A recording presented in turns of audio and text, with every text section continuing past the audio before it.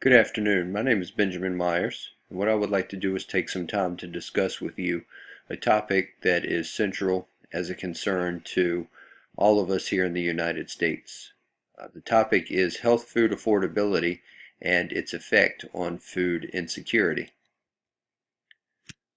What I'd like to do first is discuss with you what is a healthy food. A healthy food is a food that provides essential nutrients for the bodies, both at the macro and micro level, including fats, carbohydrates, proteins, vitamins, minerals, and water. Most health foods are low in fat, and especially saturated fats. Healthy foods also promote active lifestyles for exercise and other forms of activity that promote health within the body.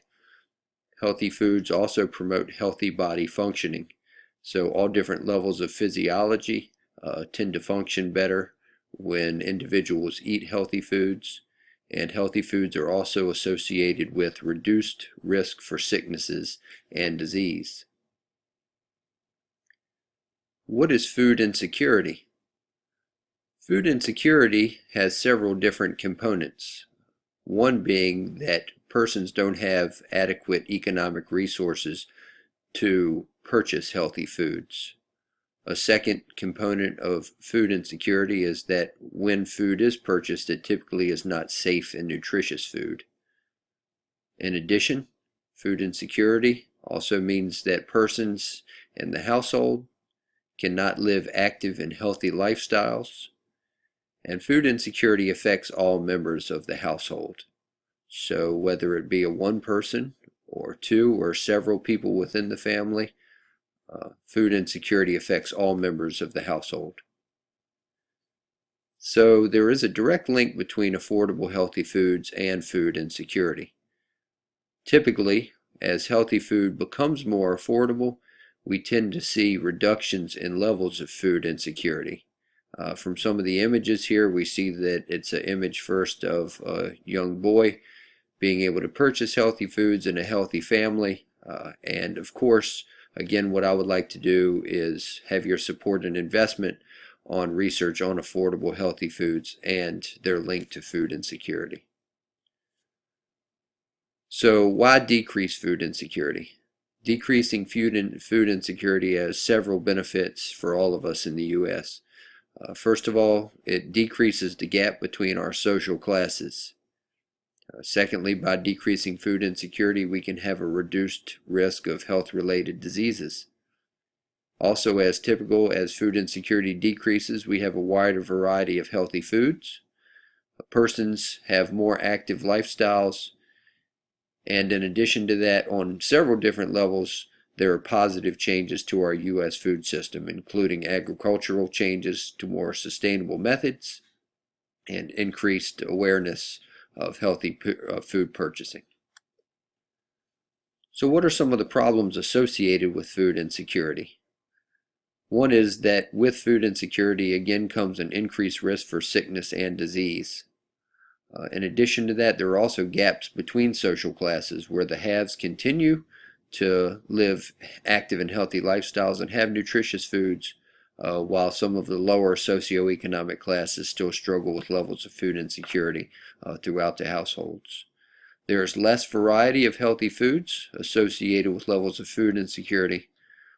That tends to lead to less active lifestyles, and as well, typically most levels of food insecurity are associated with unsustainable agricultural practices, which is another concern within the U.S. So by addressing levels of food insecurity, by providing more healthy foods, we could as well increase sustainability of our agricultural practices. So what are some steps we can take to move towards affordable healthy foods?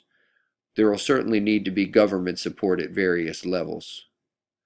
In addition to that, what stores can do is increase their levels of in-store promotion, which is going to increase levels of healthy foods for consumers. One way of doing this is through retail discounts. The image here provides some of the examples of that, and what we can do is basically and essentially put our healthy foods on sale and try and increase the volume of their sales. Bulk purchase savings, as I just mentioned, is one technique that in-stores can use to promote healthy food purchasing. And then we could also focus on the reduction of price and portion size, which is another issue within the United States in terms of foods. But if we can reduce the price of healthy foods and reduce portion size, that will also support healthy food purchasing. So what are some of the challenges to reducing food insecurity? Because what I've focused on from the beginning is what food insecurity is and what healthy foods are, and then how we can increase our levels of buying affordable healthy foods.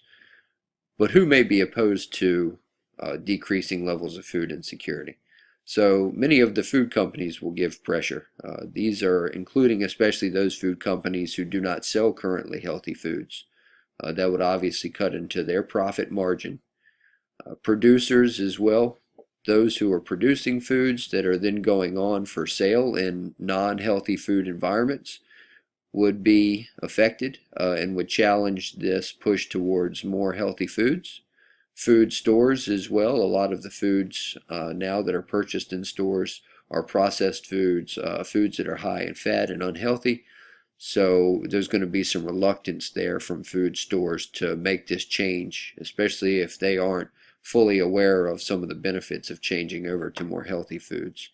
And of course, as pictured here are the fast food environments, which are notorious in the United States for providing inexpensive, unhealthy foods that typically are going to increase levels of food insecurity, most closely associated with providing unhealthy lifestyles. And then finally, a challenge that's not directly related to monetary value would be cultural differences towards healthy foods. With the diversity in the United States, some of the cultures here typically tend to be different, and so they may have different food consumption habits. So what we need to do is understand within these different cultures what healthy food is to them, and then try and supply them with more affordable healthy foods. Who should be involved in decreasing levels of food insecurity by providing more healthy foods throughout the U.S.? Well, first and foremost, the consumers. Consumers have a lot of influence on the supply and demand process and what is purchased and what is produced in the U.S. food system. So we definitely should pay attention and target our consumers. The federal, state, and local governments as well should get involved. They also have a lot of influence in terms of the food system, and especially when it comes to subsidization and what they can do to help promote shifts in the food system. Food stores as well should be involved. I just discussed a little bit about some of the differences in food stores and how, unless they're a store that specializes in healthy and organic foods, they might be a challenge to reducing food insecurity. So we should get more food stores involved in promoting healthy foods and selling healthy foods and make them aware of the benefits of the transitions. Food producers, processors, and distributors within the U.S. food system should as well be involved, and special interest groups. And as typical of lots of different movements when they are to be successful is to actually include a collaboration between these groups. So a focus on consumers and then different levels of governments as well as food stores and food processors and others related to our food system and special interest groups should all be asked to work together to decrease our levels of food insecurity by increasing the affordability and supply of healthy foods. So where would our level of fundings come from? Well, first and foremost, we would have to have government subsidization to make sure that we can afford to put new practices in place that are going to help us at local levels and at larger levels to support healthy food purchasing.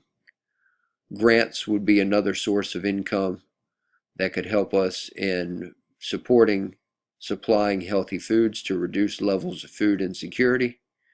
At all local levels, we could have individuals step up and support more of a grassroots effort to supply healthy foods to neighborhoods to promote more eating of healthy foods. And then once we figure out at what levels this is working with government subsidization grants and at the local levels, we could then broaden our scope based on our successes.